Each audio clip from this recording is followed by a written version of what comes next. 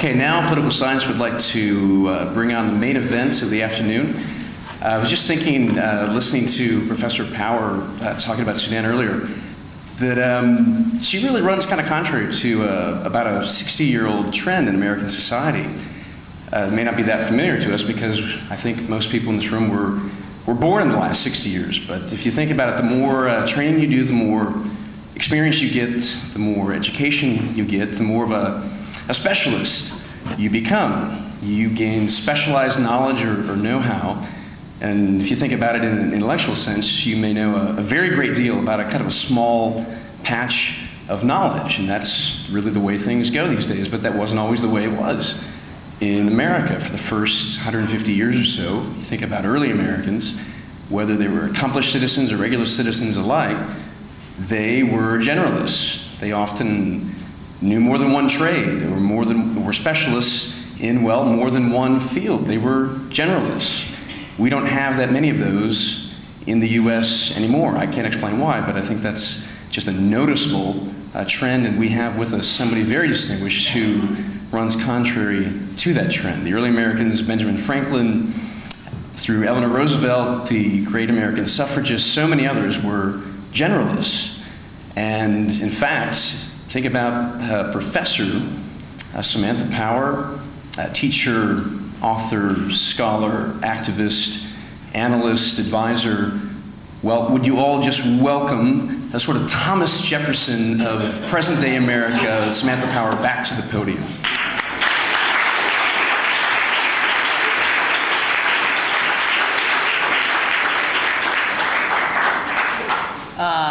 Great to be back. That was so weird. I was out doing sprints and calisthenics. Thank you for your introduction. Yeah, I don't know a lot about anything, and so therefore I know a little bit about everything, and I don't know that that's the greatest thing in the world, but it's what I'm stuck with. What I thought I would do now is just broaden the discussion a little bit. I mean, we were just getting started, really, about some of the structural dynamics in the international system that make it hard to see the kinds of improvements, I think, in U.S. national security as well as in human welfare that many of us would like to see. But again, I think there are trends that go in both directions, so I don't want it to be all doomsday chatter here. I want to do three things in this larger discussion about American foreign policy in the next administration. One is talk about the sources of the erosion of U.S. influence as a way of trying to get past the ideology of critiquing the Bush administration, which has become a favorite pastime of so many people, not just in the United States, but abroad, and with plenty of good reason. But get past that and just talk about what the components of U.S. influence are and why they have diminished. Second, using this individual that I just wrote a book about, Sergio Vieira de Mello, who has very little to do formally with American foreign policy, but whose life, I think, offers a window into how we could do things differently in order to restore global stability and, in the end, U.S. security. And then thirdly, close with just several more specific prescriptions about where I think the next president could constructively go in this morass. So a lot of what I say is going to be directed at the next administration, and so just bear with me, but it's basically the critique of American foreign policy, what we can learn from a life lived in broken and violent places about how to fix American foreign policy, and then specifically, what are some of the things the next president can start by doing. American foreign policy, big subject, not a whole lot of time here in order to do it full justice, but the way I've come to think about American influence in the world is rooted in three components. One, hard power, as it's known, military and economic power, of course, has grave bearing on what the United States is able to achieve in the international system.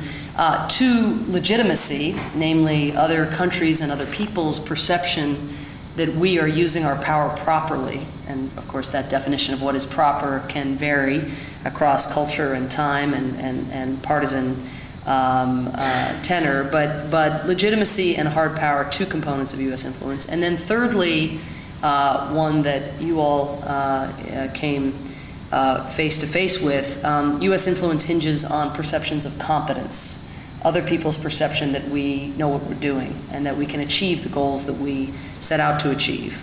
So if you think about these three components to American influence in the world, hard power, legitimacy, and competence, you can see the trend lines are not going in the direction that this administration would have wanted, that the next president would most like to inherit. We'd like all those things to be on the upswing if you're setting out to achieve a range of things in the international system.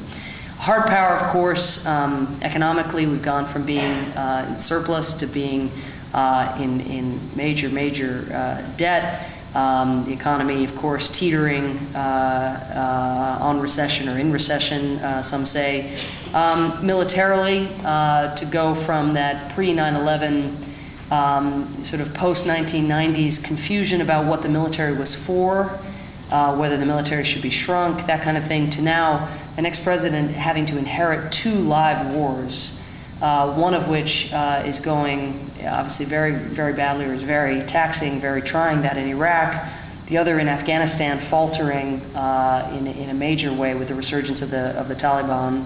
But no matter what happens, no matter what happened in the 2006 elections, it looks now as though no matter what, the next president will inherit this very difficult economic situation and 2 live battlefields. Very difficult. Now, there have been some steps to redress some of the deficiencies in this hard power, at least in terms of military power. Because one aspect that I've mentioned is that the United States military is overstretched. There are many military families in this area, and they themselves, the families, are of course overburdened, as some soldiers are on their 3rd and their 4th tours. They come back, they're not being treated in the way that obviously they should be. But there's another dimension to the sort of military overstretch or the erosion in military power, and that's by fighting in the places we have chosen to fight, we've also exposed some of the mismatch between the kind of fancy tools that have been amassed over the decades with that $500 billion Pentagon budget and the nature of unconventional threats that exist in the 21st century. Now, one of the things that's happened is that the U.S. military, much more than the civilian establishment, has attempted to learn on the fly about what 21st century threats and challenges look like. And this has taken the form of trying to learn in a hurry about counterinsurgency. So if those of you who are interested in this subject want some fascinating and surprising reading, I refer you to the U.S. Army and Marine Counterinsurgency Manual, which was drafted in conjunction, believe it or not with me, but with the center, which is my home at the Kennedy School of Government, the Human Rights Center at the Kennedy School. David Petraeus and my great colleague and one of my heroes, Sarah Sewell, she decided to get in the room, and if you were going to do good for human rights, you could try to stand on the outside and be very understandably critical and skeptical of government, and certainly skeptical of counterinsurgency, or you could try to work with the senior command, this was before Petraeus went to Iraq, and think about how to make civilian protection a cornerstone of counterinsurgency strategy, which is what the manual says U.S. forces should now be doing. Now, there's a whole other debate about the application of the manual and how that gets applied, but doctrine, U.S. military doctrine, has changed dramatically in the last 3 years. The second component I mentioned, legitimacy. Other people's perception we're using our power properly. Obviously, it wasn't just the war in Iraq that caused a great drop in perceptions of U.S. legitimacy. It was also a network of detention facilities, revelations about torture, repudiation of the Geneva Conventions, and in addition to other international instruments. But it was the Geneva Conventions that I think really surprised people internationally, because those had such strong backing from the military within the United States. So as you think now about going forward in the next administration in restoring influence, what do you do in the wake of the repudiation of so many international treaties, and this is a major challenge. What do you do with the detainees who are spread out now in this network of detention facilities? There's been some consolidation. even though the Democratic presidential candidates, of course, have, both of them have said Guantanamo should be closed. John Edwards said the same thing as well. Rendition, the practice of sending people abroad, extraordinary rendition, so they could be to countries where torture occurs, so that information could be extracted without any oversight. That practice has been renounced by both Senator Clinton and Senator Obama. But either of them, and Senator McCain, who was much more progressive than others within his party on the issue of torture for obvious reasons. But even if you believe that Guantanamo should be closed for symbolic reasons, for national security reasons, because it's been used as a recruitment tool for terrorists around the world, you still have to ask yourself, what do you do with the detainees? Some number of whom are in fact implicated in Al-Qaeda or Al-Qaeda-like networks, some number of whom were, as according to military lawyers anyway, just the slowest guys on the battlefield, the people who got shot in the butt. Those are the easier people. So it's probably a third, and then that middle group who have made it plain, to some anyway, that they intend to do terrible things but may not have done anything. It's just going to be an issue to supply a transparent, accountable process, whether in military or in civilian courts, and that needs to happen in a hurry. How do you then think about the next president reckoning with the war in Iraq, even if you, again, try to get out of Iraq responsibly? What kind of international conversation does that president have about why we got in the first place? There's very little history of American, not just, this isn't just true of this country, but of heads of state anywhere in the world in democracies taking responsibility for the sins of their predecessors. There are some, of course, like Willy Brandt, famously in the Warsaw Ghetto. I mean, real acts of grace that have profound symbolic bearing, but there tends to be a nervousness to take responsibility anyway to begin with for your own transgressions, but certainly a discomfort looking backwards, and kind of there's kind of loyalty that kicks in even after a political season that might interfere with a public reckoning of the kind that would be really helpful probably internationally.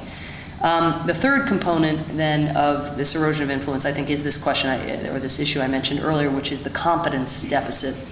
And here, as one thinks about the recovery from going from, do you remember when JetBlue was like the model airline before that, you know, we're sort of the jet red, white, and blue of countries thanks to Katrina and Iraq. To have those happen so closely to one another, it just changed, I think, so many people's view around the world about whether we could even look out for our own, whether we could do what we set out to do.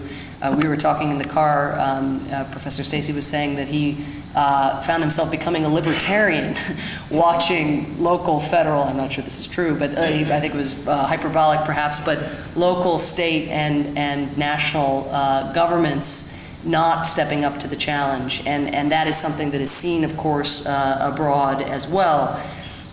In the realm of international affairs, though, it's striking how far good, tangible deeds go in altering perceptions of the United States, how quickly that can turn around. And here, just to give you a few examples, in Indonesia prior to 9/11, the US had something like 60% favorability ratings in Indonesia, 65%, something like that.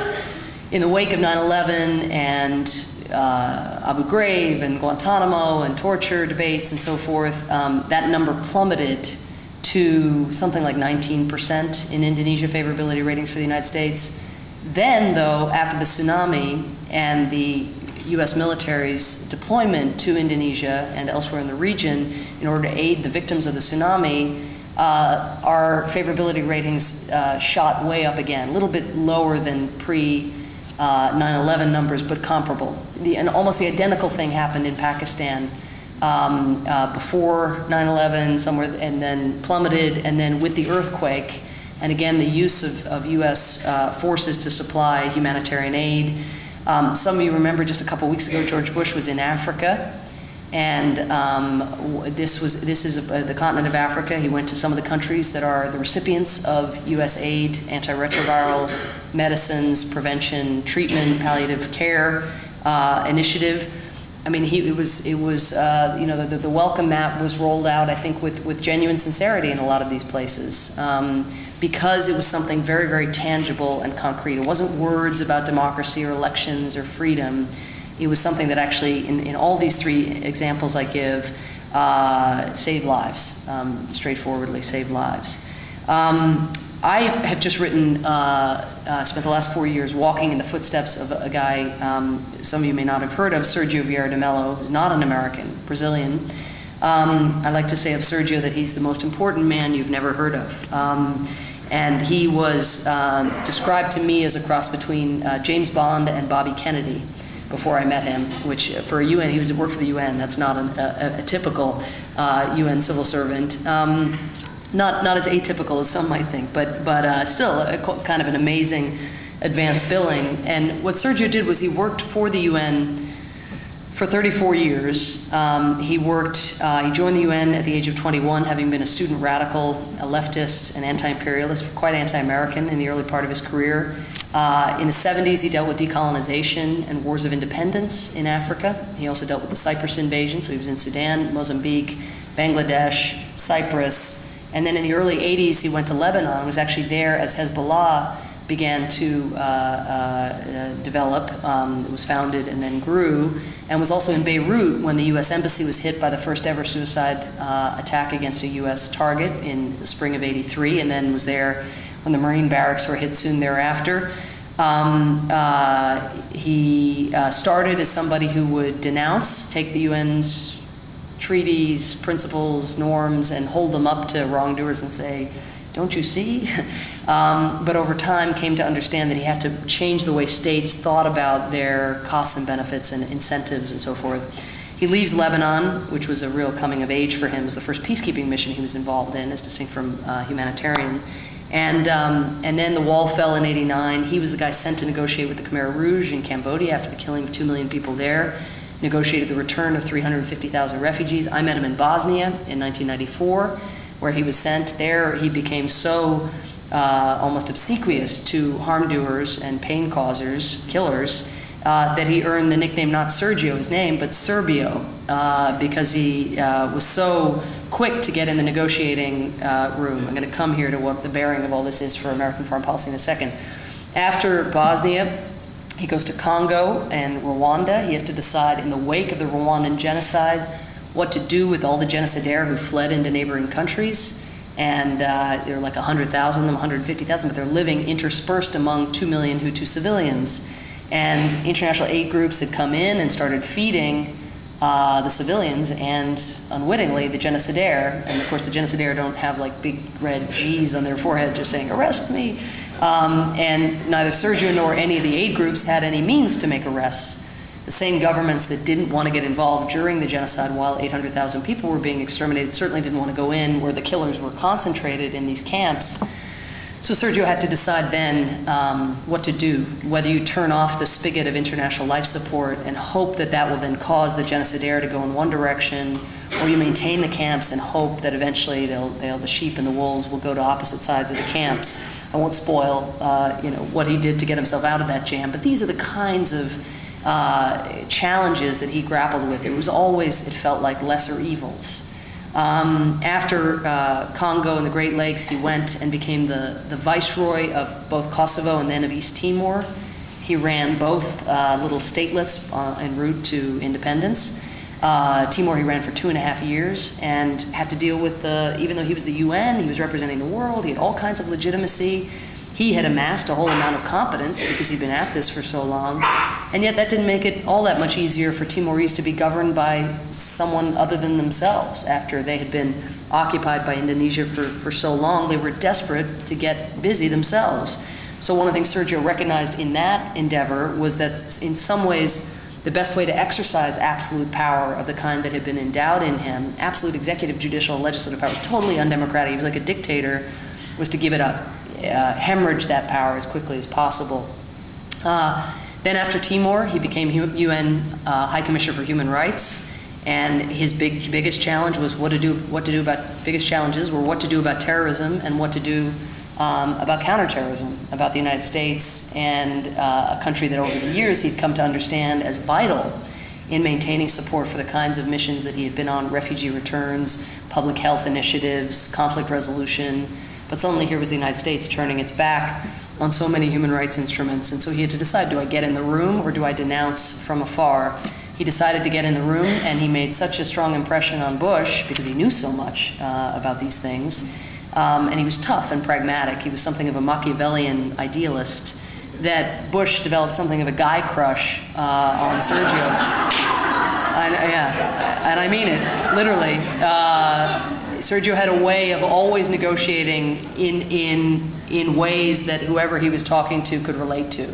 So they came in, and Sergio talked about his workout regimen, and Bush talked about that. But then Sergio talked about, believe it or not, the shoot-to-kill policy that Sergio, the UN High Commissioner for Human Rights, had put in place in East Timor in order to deter Indonesian militia from coming into East Timor to undermine the path to independence. And Bush was like, wow, a High Commissioner for Human Rights who understands, that you have to get tough with killers. Well, the downside of this, Sergio then segued to talk about Guantanamo and torture, the International Criminal Court, all the things he'd come to talk about, but this was the way he built trust.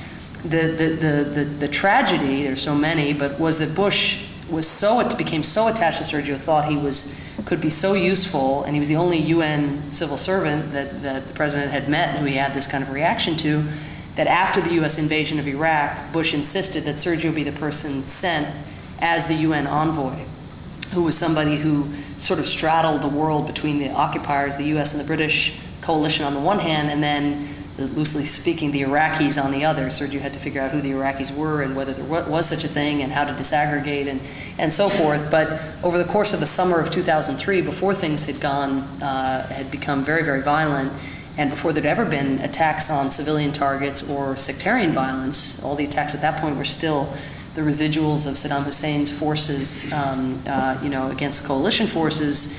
But in that summer, Sergio tried to offer some insights born of this 34 years of being in violent and broken places, and unfortunately did not get very far in convincing Bremer to do several things. One, scale back the demobilization of the army, the Iraqi army, which had been so counterproductive because it had put so many soldiers on the streets. Sergio, he failed to convince Bremer that had been a bad idea. He failed to convince Bremer to scale back the de-Baathification of the Iraqi infrastructure. That was when, with de-Nazification in mind, Bremer's idea was that you would just get rid of Ba'ath Party officials at the highest levels. The problem was there was no one else to come in with technical expertise about how to keep utilities going or how to run universities and how to run the various ministries. So that was hugely counterproductive. And then Sergio tried to teach the lesson he had learned in East Timor, which is that the best way to be an occupier, which is what Sergio had been, was to give up power. Because if you hoarded power, you would hoard blame. And again, this was rejected. This advice was rejected. On August 19th, 2003, a suicide bomber pulled up outside Sergio's window at the UN headquarters. It was not well guarded, the UN base, because Sergio deliberately had tried to make it a place where Iraqis could come in order to share their grievances about Saddam Hussein or about the coalition or whatever, just so he could get a read on the street. Suicide bomber, and there'd never been, as I said, a terrorist attack of any kind. There was no knowledge at that time that al-Qaeda had come to Iraq in the wake of the U.S. invasion.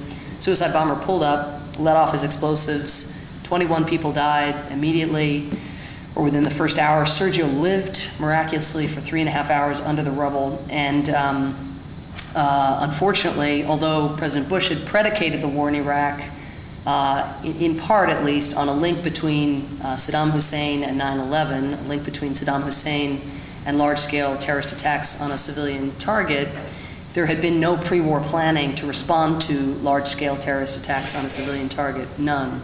So the U.S. military lacked a search and rescue capacity. They had no equipment of the kind that would have been needed in order to. Sergio was sort of buried and had under rubble, and there was a slab of rubble that would have needed to have been cut. And normally, well, FEMA, you all know about FEMA. FEMA allegedly has these cutters to cut concrete and rebar and so forth. And the U.S. military, depending on what its mission is often has units designated with this kind of equipment, but no one had it. There was no expectation that there would be terrorism in Iraq, as you know, because there was no expectation that so much of what would go badly wrong in Iraq would happen. And so much of the planning was done on the basis of best case thinking and theorizing. So what two incredible Americans did is, one, an EMT, reservist, and other a National Guardsman, as they went into this 30-foot shaft. One of them found a woman's handbag in one of the offices in the UN base, and the other found a curtain rope, and they tied a curtain rope to this handbag, and they created this amateur pulley system, and then both them down at the base of the shaft with Sergio, trying to keep him alive. But it was their bare hands, trying to shovel rubble into this lady's handbag, and it was kind of MacGyver-like, but without, the MacGyver results. And sadly, this was what the most powerful military in the history of mankind was able to bring to bear for a man, as I say, with tremendous insights on how to deal with violence and killers and brokenness.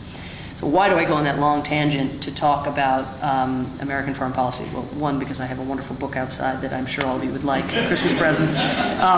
But more to the point, because in spending 4 years with him, I actually think there are lessons in his life that if we applied them in our foreign policy, we could make great headway in a hurry as we think about recovery and about rehabilitation. First point, or first takeaway for me from this person's life, again, not American, but living in the space now that 21st century challenges are brewing. One takeaway for me is that even though the United States talks a very good game, US officials, pundits, whatever, professors, talk a great game about 21st century challenges, transnational challenges, global warming, proliferation, terrorism, threats that cross borders, public health, we've all heard it.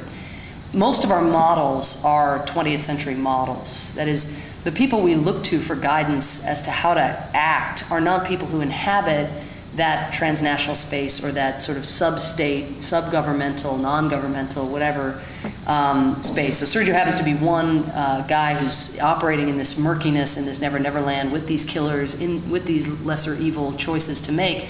But there must be hundreds of others whose lives can be opened up so that our young people, as they go forward, are better positioned to actually know, be familiar with the kinds of places that so much of where we're investing resources are going. We've got to somehow be able to tailor our learning better around these challenges that we've already identified. Second takeaway for American foreign policy, for me anyway, is Sergio had a belief that you had to talk to your adversaries. You had to talk to killers. I never heard him say what Obama says, which is you should never, quoting John Kennedy, of course, you should never negotiate in fear, but you should never fear to negotiate. But that was how Sergio lived. He always lived ready to be in the room. Now, as I mentioned, he had periods where I think he got the balance wrong, where negotiation became an end in itself, when he was Sergio, when he wasn't always thinking, what am I going to get out of these negotiations? And I think here, and maybe in the discussion period, we can talk about what that balance looks like. But in the wake of years where we have just written people off as evil, axis of evil, outposts of evil, which is the axis of evil junior varsity, Zimbabwe and Syria and whatever, but all these evildoers, we have missed opportunities to disaggregate our adversaries, to know them, potentially to find slivers of common ground, and I think we've got as a country rethink that approach. Thirdly, third takeaway from Sergio, he had a great line in one of his last speeches, which is maybe sound a bit banal, but I think it's very profound, which is, fear is a bad advisor. Fear is a bad advisor. And just, if we were actually able to go back to the Rooseveltian concept of freedom from fear, freeing our politics of fear of imagined threats so we can focus on actually fixing the levees or the actual challenge that exists, we're so led astray when we aren't facing as squarely as we can. I'm not saying gaming these threats or challenges is easy, but as we hype things for political gain, we're not actually living in the space that we need to live in order to make ourselves more resilient and better capable of protecting Americans and protecting the country and protecting civilians elsewhere in the world. Fourth point, Sergio got a lot of things wrong in these, who wouldn't, in these places. But the one thing he never got wrong that I've ever been able to find anyway is dignity. He had an amazing ability to kind of disaggregate the human in human rights and see people for who they were, render people visible, and then have his policies get filtered through that kind of dignity prism. So it wasn't enough to say, do I want to promote democracy, or do I want to promote justice, or is peace here, you know, how can I broker a peace deal? It was actually thinking about the self-respect of the people that he was engaged with. Now, sometimes, again, he would go too far. It was the killers. He had some notion that if you treated the Khmer Rouge even as if they were worthy of self-respect, maybe they too would believe that about themselves and be more prone to be enlisted into peace processes. Now, he never did that gratuitously. He did it when he needed something from the Khmer Rouge, when he needed the Khmer Rouge to allow him to return 300,000 refugees to their territory, where the refugees were going to go anyway. So it was just a question of whether to get cooperation.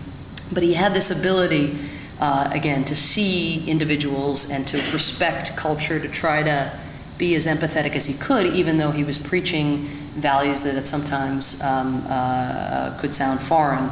If we in American foreign policy had even a little bit of an eye to dignity, I think it would offset some of our more troubling or more counterproductive habits in the way that we engage with other countries and with other peoples. Fifth and final takeaway here, nobody was more aware than Sergio of just how complex the modern horizon is, the modern world is, these challenges, just how hard it was. I mean, once a place has come to become genocidal or is a failing state or undergoverned place, it's just broken, rotten. To be the Sergio coming in, you know how little you know. And the older he got and the more languages he learned, he'd been in 14 war zones by the time he died, the more he learned, the more he knew he didn't know, of course, as all of us have that experience. And yet, in appreciating that complexity and in being humbled by it, unlike the kid who was holding up those principles and saying, "Thou shalt," you know, he evolves and becomes so humbled by what he knows, how hard he knows what he's trying and what others are trying to do, how hard those efforts are. He doesn't get paralyzed by that humility. It makes him more curious. It makes him learn more languages. It makes him think more anthropologically. It makes him reach out to local actors, leaders, civil society people in order to get their perspective. It makes him more energetic in his effort, but he never comes to that place of saying, well, it's so hard, you know, maybe I'll just watch SportsCenter or something, which some of us are tempted to do at times. And this, I think there is an analogy here in our culture, as especially I'm sure here in New Orleans, where if you do get that sense that we just don't know what we're doing in the world, the temptation is to say, let's just stay home, you know, let's just come home. And I think because these challenges that we are good at articulating or the boilerplate challenges that exist out there, these challenges that cross borders, we know they're out there. Global warming, how can we stay home on global warming? You know, how can we not engage with other countries around the world? I mean, there is terrorism out there. How is that going to be dealt with in a way that doesn't just create more terrorists? The options in the 21st century are not whether to engage or not to engage. It really is about how to engage. So I think that this thinking through how one sort of accepts the complexity, understands that we can't certainly do it alone. We, the United States, don't even have specialized expertise for many of these challenges. But nonetheless, by putting dignity at center stage, by not being burdened by our fear, but by being mobilized by fear that's rooted in calibrated appreciation for what exists out there, by willing to talk to people who are unlike-minded and our adversaries, it seems to me that these are some decent guidelines and ground rules for going forward in a world we have to engage in some fashion. Last sort of concluding remarks about the next president, some of which have been implicit in what I've described up to this point. Ideology has been unhelpful, needless to say, in the last 7 years. Unhelpful and in its basic sense in that it has blinded us to sound, empirical, curiosity, effects-based policymaking. You know, a lot of policymaking is made with very imperfect information up front, so I don't want to act as if there's some perfect flowchart by which we can get out of Iraq miraculously in a way that's great for U.S. troops and great for Iraqis, and it's just a simple formula, nothing like that.